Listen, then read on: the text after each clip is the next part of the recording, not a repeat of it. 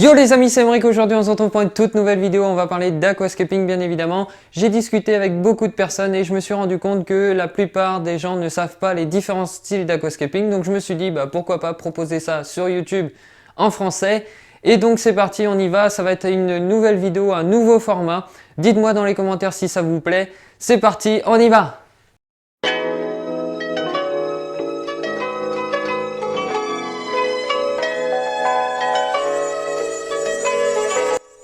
Style numéro 1, les bacs hollandais. Dans l'aquariophilie traditionnelle, on met du substrat, de l'eau et des plantes, mais les aquariophiles de l'époque se sont dit pourquoi pas faire un tableau végétal. C'est de là qu'est né le style hollandais, qui consiste tout simplement à avoir un aquarium très planté et on va jouer sur les différentes formes, couleurs et tailles de plantes.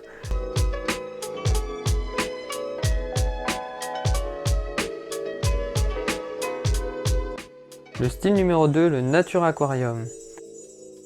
L'arrivée de Takashi Amano a bouleversé le bac hollandais. D'ailleurs, si vous ne connaissez pas Takashi Amano, je vous mets un lien dans la description pour aller voir la biographie qui est disponible sur mon site. Il a créé son propre style Nature Aquarium. Le principe, c'est un arrangement de roches, de bois, de plantes. C'est réfléchi. Chaque élément trouve sa place dans cet aquarium et crée vraiment un paysage sauvage et naturel. Je vous mets quelques clichés de différents Nature Aquarium style.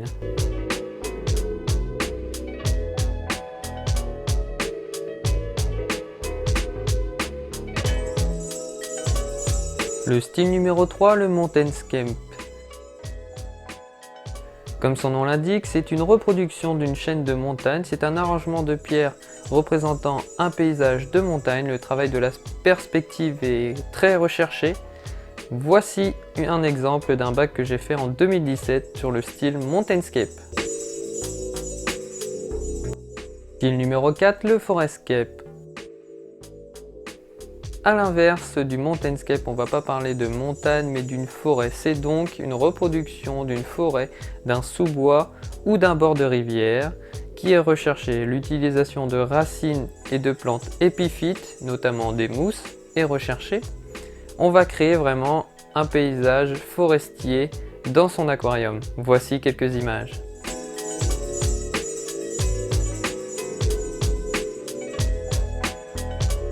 Style numéro 5, l'iwagumi.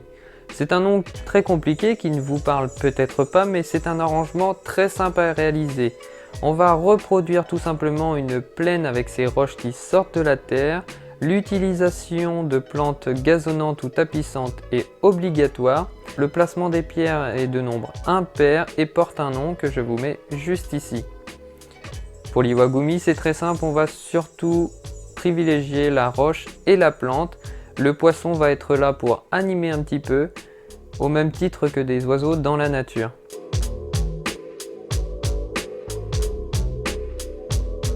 L'aquascaping a beaucoup évolué ces dernières années et maintenant le style qui revient le plus souvent, notamment dans les concours, c'est le diorama. Cela consiste à reproduire un véritable paysage dans son aquarium. C'est complètement de la maquette naturelle où on va utiliser les plantes, les éléments de décor comme les pierres, les roches, les racines. On va vraiment créer un paysage minimaliste dans son aquarium.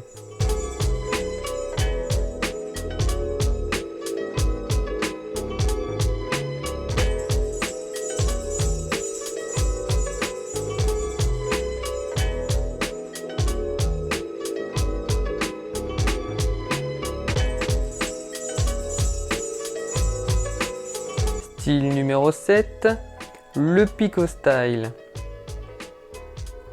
Le Pico est l'un des derniers styles à avoir vu le jour dans l'aquascaping, grâce notamment à mon ami Diego Sandoval qui excelle dans le domaine. Le principe est de réaliser le décor mais dans un volume de moins de 2 litres en général. Voici quelques exemples de ces réalisations vraiment fabuleuses.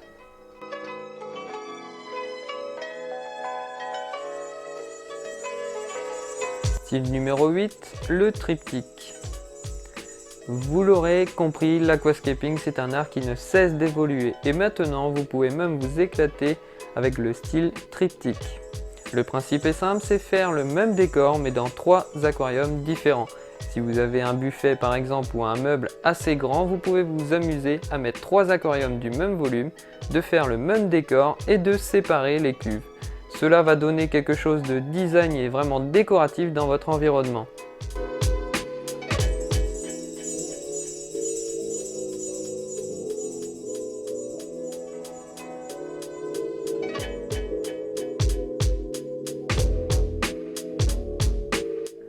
Voilà, la vidéo touche à sa fin, j'espère que ça vous a plu, que vous avez appris beaucoup plus sur l'aquascaping. Merci de votre fidélité, nous sommes de plus en plus nombreux sur la chaîne, donc merci à vous. Si vous avez aimé la vidéo, évidemment vous pouvez lâcher un petit pouce bleu, vous abonner, me suivre sur les différents réseaux Facebook et Instagram. Je vous dis à la prochaine, ciao!